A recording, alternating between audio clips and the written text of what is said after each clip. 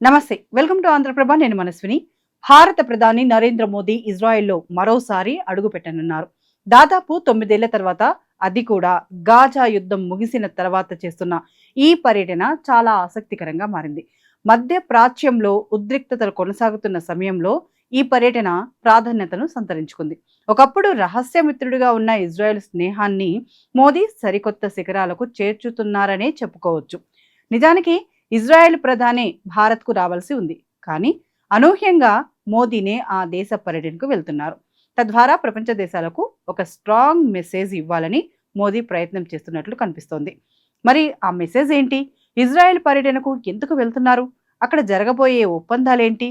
ఇది మన డిఫెన్స్ రంగానికి ఏ విధంగా మేలు చేకూర్చనుంది అనే విషయాలను ఇప్పుడు చూద్దాం.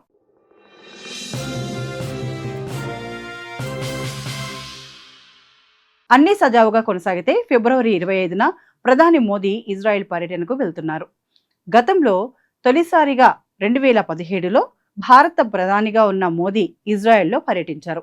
అప్పటి వరకు మన దేశాన్ని పరిపాలించిన కాంగ్రెస్ పార్టీ పాలస్తీనాకే ఎక్కువగా సపోర్ట్ ఇచ్చేది. అయితే గత 3 దశాబ్దాలలో భారత్ ఇజ్రాయెల్ సంబంధాల్లో మార్పులు చోటు చేసుకున్నాయి. 1992లో అధికారిక దౌత్య సంబంధాలు ఏర్పడినప్పటి నుంచి రెండు దేశాల మధ్య రక్షణ, వ్యవసాయం, సాంకేతికత, నిఘా రంగాలలో సహకారం పెరిగింది. అయితే చాలా కాలం పాటు అరబ్ దేశాలు, పాలస్తీనా మధ్య బ్యాలెన్స్ను కొనసాగించింది కాంగ్రెస్ పార్టీ. దీంతో ఇజ్రాయెల్కు అప్పటి ప్రధానులు ఎక్కువగా పర్యటన చేయలేదు. నరేంద్ర మోదీ 2017 ఇజ్రాయెల్ పర్యటన గురించి బాగా ప్రచారం జరిగింది. మోదీ ఇజ్రాయెల్ పర్యటనను డీహైఫనేషన్ కు నాందిగా భావించారు. ఈ పర్యటన ద్వారా భారత్ ఇజ్రాయెల్, పాలస్తీనా, మిగతా అరబ్ ప్రపంచాన్ని వేరువేరుగా చూస్తోందని ప్రపంచానికి అర్థమైంది. మోదీ పర్యటన తర్వాత ఇజ్రాయెల్, అరబ్ దేశాలను భారత్ ఒకటిగా కాకుండా ఇజ్రాయెల్ను ప్రత్యేకంగా చూస్తోందని స్పష్టమైంది. నిజానికి గతంలో ఇజ్రాయెల్ ప్రధాని బెంజమిన్ నెతన్యాహు భారతదేశానికి రావాల్సి ఉంది. కానీ ఇప్పుడు ప్రధాని నరేంద్ర మోదీ ఇజ్రాయెల్ వెళ్తున్నారు. నాయకుల పర్యటనలు చాలా సందర్భాల్లో రాజకీయ సందేశాలను ఇస్తుంటాయి.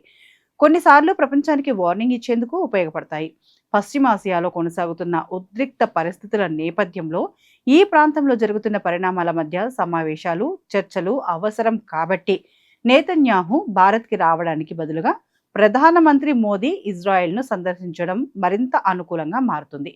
ఈ పర్యటన ఇజ్రాయెల్లోని ఇంటర్నల్ పాలిటిక్స్, భద్రతా సవాళ్లు, ప్రాంతీయ ఉద్రిక్తతలపై ప్రభావం చూపుతాయి. ప్రస్తుతం మధ్యప్రాచ్యంలో ఇజ్రాయెల్ ప్రభావం చాలా ఎక్కువగా ఉంది. గాజాతో యుద్ధం తర్వాత ఇజ్రాయెల్ను ఏమీ చేయలేరన్న విషయం మరోసారి అర్థమైంది. అటు ఇరాన్ కూడా ఇజ్రాయెల్పై అటాక్ చేసినా తీవ్ర నష్టపోయేది ఇరానే. అటువంటి పరిస్థితుల్లో ఇజ్రాయెల్ సామర్థ్యం ఏంటో ప్రపంచానికి తెలిసింది. అయితే గాజా యుద్ధంలో అనేక దేశాలు ఇజ్రాయెల్కు కాకుండా గాజాకే సపోర్ట్ చేశాయి.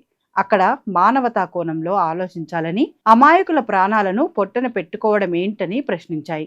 ఈ సందర్భంలో ఇజ్రాయెల్కు భారత్ అవసరం చాలా ఉంది. అంతేకాకుండా ప్రస్తుతం అమెరికా గాజా పీస్ బోర్డును ప్రతిపాదించింది. ఈ బోర్డులో భారత్ను భాగస్వామి కావాలని కోరింది. దీనిపై మనం ఇప్పటి వరకు నిర్ణయం తీసుకోలేదు. వీలైనంత మేర దీనికి దూరంగా ఉండాలని భావిస్తోంది.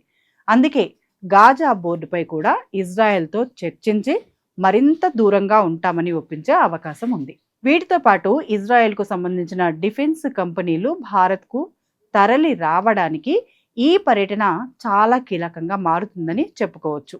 ప్రపంచంలో ఇజ్రాయెల్ ఒక్క దేశమే పుట్టిన 2 సంవత్సరాలకే యుద్ధం చేస్తూ ఎదిగింది. చుట్టూ ఉన్న అరబ్ దేశాలతో పాటు క్రైస్తవ దేశాలు యూదులను చంపేయాలనే ఉద్దేశంతో ఉన్నవే. ఆ దేశాన్ని ఆక్రమించుకోవడానికి అనేక ప్రయత్నాలు చేశాయి. కానీ యూదుల దేశం ఎక్కడా వెనక్కి తగ్గలేదు. ఒకేసారి 7 అరబ్ దేశాలతో యుద్ధం చేసి గెలిచిన చరిత్ర ఆ దేశానికి ఉంది. ఈ యుద్ధంలో ఆరితేరడానికి డిఫెన్స్ ఎక్విప్మెంట్ను కూడా అంతే ఎక్కువగా పెంపొందించుకుంది. హెరాయిన్ డ్రోన్ల నుంచి ఐరన్ డోమ్ వరకు పెద్ద ఎత్తున ఆయుధ టెక్నాలజీని సమకూర్చుకుంది. అలాంటి ఇజ్రాయెల్కు ఇప్పుడు ఒక సమస్య వచ్చి పడింది. అదేంటంటే ఇజ్రాయెల్పై చుట్టూ ఉన్న దేశాలతో పాటు హమాస్, హూతీ వంటి ఉగ్రవాద సంస్థలు పదే పదే దాడులకు పాల్పడుతున్నాయి. ఈ సమయంలో మ్యానుఫ్యాక్చరింగ్ అనేది సాధ్యమయ్యే పని కాదు. ఒకవైపు యుద్ధంలో ఉంటూ ఇవి చేయాలంటే అది కాస్త కష్టతరమైంది. అందుకే ఇప్పుడు తన ఆయుధాలను సేఫ్గా తయారు చేసుకునేందుకు నమ్మకమైన మిత్రదేశం కోసం ఎదురు చూస్తోంది. అందుకు భారత్ సరైందని భావిస్తోంది. ఇప్పటికే హెరాయిన్ డ్రోన్లు భారత్లో తయారవుతున్నాయి. కీలకమైన యుద్ధ సమయంలో మన దేశమే సప్లై చేసింది. సో ఈ పర్యటనలో మరిన్ని డిఫెన్స్ సంస్థలు భారత్లో తయారీకి ముందుకు రావడానికి సిద్ధమవుతాయని రాజకీయ విశ్లేషకులు చెబుతున్నారు. దీంతో పాటు ఇజ్రాయెల్తో ఇప్పటి వరకు ఉన్న ఆర్థిక బంధాన్ని మరింత బలోపేతం చేసుకునేందుకు భారత్ ప్రయత్నాలు చేస్తోంది. ఇటీవల సంవత్సరాల్లో భారత్ పశ్చిమాసియాలో ఆర్థిక బహుపాక్షిక సహకారం కొత్త మార్కెట్లను పరిశీలించడం మొదలుపెట్టింది.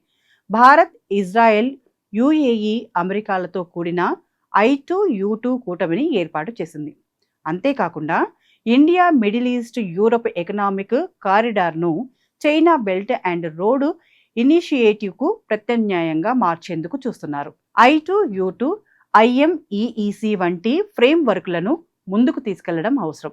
తాజాగా యుద్ధం తర్వాత అవి నెమ్మదిస్తాయని అనిపించింది. అందుకే ఈ పర్యటన ద్వారా ఈ ప్రాజెక్టులను మరింత వేగవంతం చేయనున్నారు మోదీ. దీనివల్ల ఆ ప్రాంతాల్లో చైనా ఆధిపత్యానికి చెక్ పెట్టవచ్చు. మొత్తంగా చూసుకుంటే ఒకప్పుడు ఇజ్రాయెల్ను పట్టించుకోకుండా కేవలం ఓటు బ్యాంకు కోసమే దూరం పెట్టిన భారత్ ఇప్పుడు ఆ దేశంతో స్నేహ సంబంధం పెంపొందించుకునే ప్రయత్నం ద్వారా మన దేశానికి భారీ లాభం చేకూర్చేలా ప్రయత్నాలు చేస్తున్నారనే చెప్పుకోవచ్చు. ఇలాంటి మరిన్ని ఇంట్రెస్టింగ్ వీడియోస్ కోసం చూస్తూనే ఉండండి ఆంధ్రప్రభ. మా ఛానల్ని సబ్స్క్రైబ్ కూడా చేసుకోండి.